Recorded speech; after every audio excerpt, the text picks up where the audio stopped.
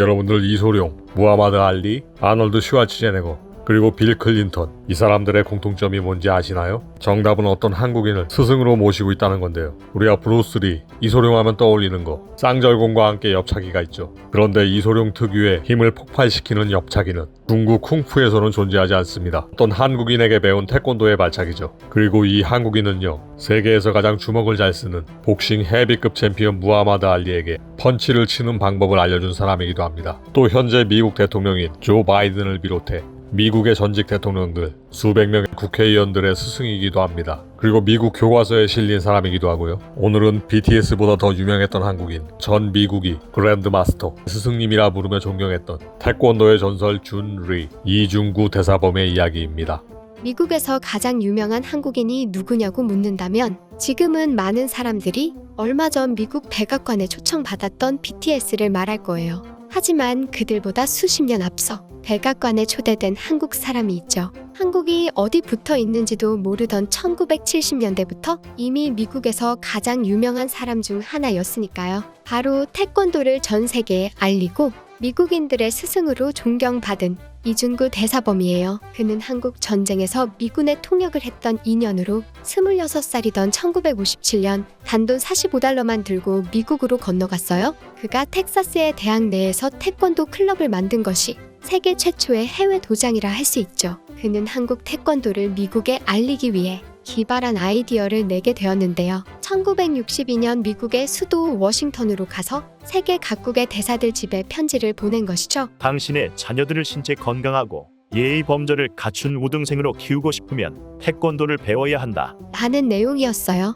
색다른 내용에 흥미를 느낀 대사들은 도장에 아이들을 시험 삼아 보냈죠. 그 과정에서 유도 도장을 운영하던 일본인의 도전을 받게 되었는데요. 165에 60kg 밖에 안 되는 이중구 사범보다 훨씬 더 큰 유도 선수 출신이었죠. 하지만 승부는 싱겁게 끝났답니다. 덤벼드는 일본 관장을 번개 같은 발차기로 눕혀버린 거예요. 이 사건으로 입소문이 퍼지면서 명성을 크게 떨치게 되었고요. 영어에 서툰 일본인들의 도장과 달리 능숙한 영어로 아이들에게 예절을 가르치는 모습, 태권도 실력이 좋아도 성적이 나쁘면 절대 검은 띠를 주지 않는 방침도 화제가 되었죠. 그렇게 준리의 도장에 가면 신체 건강한 우등생이 된다 라는 인식이 퍼지면서 상류층 명사들이 자녀를 도장에 보내기 시작했습니다. 1965년에는 워싱턴 포스트지에 국회의원 제임스 클리블랜드가 강도를 당했다는 기사가 실렸어요. 그걸 본 이중구 사범은 전화를 걸어 태권도를 배우면 그런 봉변을 당하지 않는다 하고 말했답니다. 흥미를 느낀 클리블랜드 의원을 포함한 상하원 의원들과 기자들이 보는 앞에서 그는 머리 위로 뛰어오르며 멋들어진 발차기를 연달아 날리고 송판 여러 장을 주먹 한 방으로 부수는 모습을 보여줬죠. 그리고 한국 전쟁에서 당신들이 한국을 도와줬으니 이젠 내가 당신들을 도울 차례입니다. 라는 말에 의원들은 깊은 감명을 받았답니다. 그 후로 45년 동안 미국 국회의사당에서는 일주일에 3번씩 준리 태권도 수업이 시작되었습니다. 그의 가르침을 받은 350여 명의 의원 중 현재 미국 대통령 조 바이든도 있고요. 41대 대통령 조지 부시, 헨리 키신저 장관 등도 있죠. 42대 대통령 빌 클린턴의 경우 아예 백악관으로 그를 초청해 태권도 수업을 받기도 했어요. 아무리 높은 지위에 있는 미국인이라도 이중구 사범 앞에서는 예외가 없어요. 모두가 머리를 숙이며 그랜드 마스터라는 호칭으로 예의를 표하니까요. 그에게 태권도를 배워 검은 띠를 딴 제자 아이크 스켈턴 의원은 자신을 돌아보고 상대를 존중하는 법을 가르쳐준 스승이다. 준리 대사범은 국보 같은 존재 라면서 존경심을 보이기도 했죠. 그와 동시에 준리의 이름을 전 미국에 떨치게 되는 중요한 일이 있었습니다. 바로 액션스타 브루스리 이소룡과의 각별한 관계가 시작된 거죠. 이소룡과 그는 무술 선수권 대회에서 처음 만나 인연을 맺은 뒤로 무술인으로서 서로를 존중하는 절친한 관계가 되었어요. 이소룡의 가족이 집에 놀러오면 그의 부인이 해주는 김밥과 불고기를 특히 좋아했다고 하네요. 이런 인연으로 이소룡은 영화 촬영으로 바쁜 와중에도 매년 줄리 태권도 선수권에 참가하기도 했고요. 1973년에는 함께 영화에 출연하기도 했죠. 예전엔 한 번도 격파를 해본 적 없던 이소룡이 그의 가르침을 받고 처음 나무판 2장을 주먹으로 부쉈을 때 어린애처럼 팔짝 뛰며 좋아했다고 하네요. 무엇보다 우리가 영화에서 감탄하는 이소룡의 트레이드 마크, 강렬한 옆차기는 바로 이준구의 작품이랍니다. 비효율적인 쿵푸 동작보다 실전 무술에 탐닉하던 이소룡에게 작은 체격에서 강한 파괴력을 낼 수 있는 태권도의 옆차기를 전수해주고 지도했던 거죠.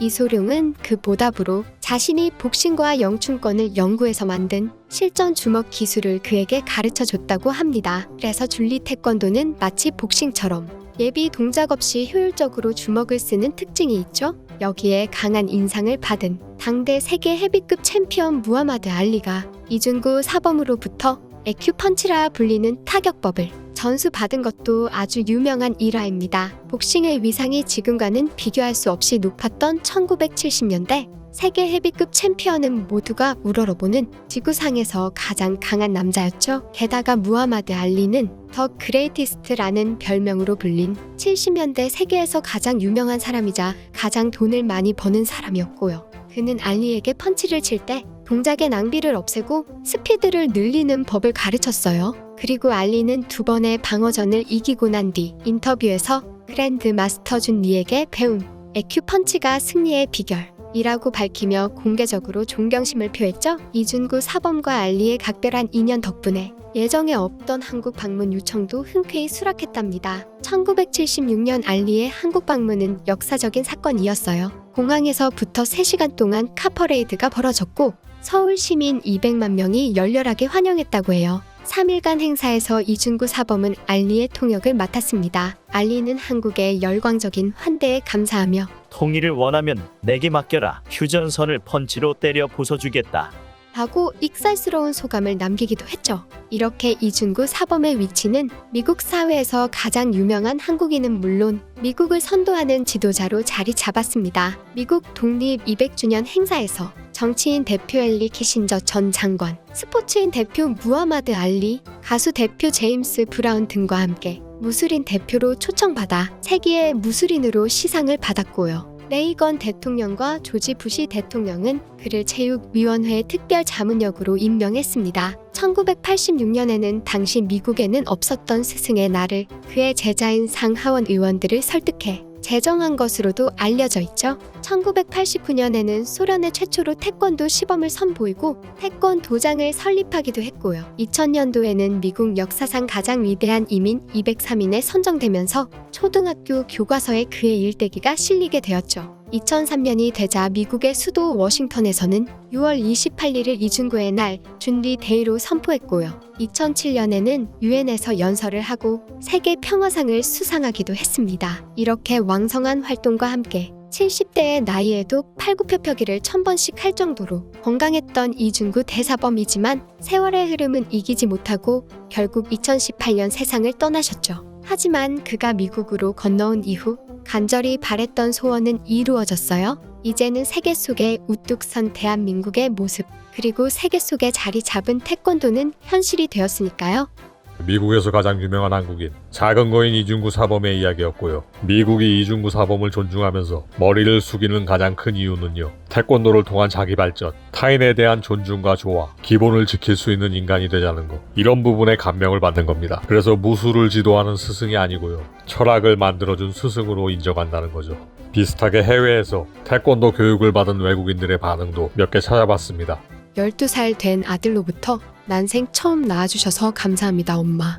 라는 인사를 들었어요. 눈물이 났습니다. 태권도 도장에 보낸 지 3개월 만의 일이었죠. 도장에 다니면서 감사할 줄 알고 어른들에게 인사를 하는 아이가 되어 너무 기뻐요.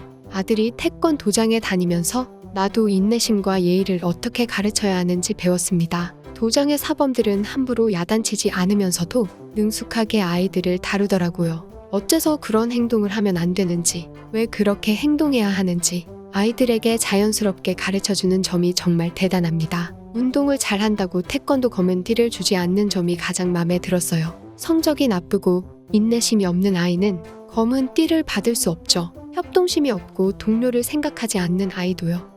자연스럽게 동기부여를 하면서 인성 교육을 하는 좋은 방법입니다.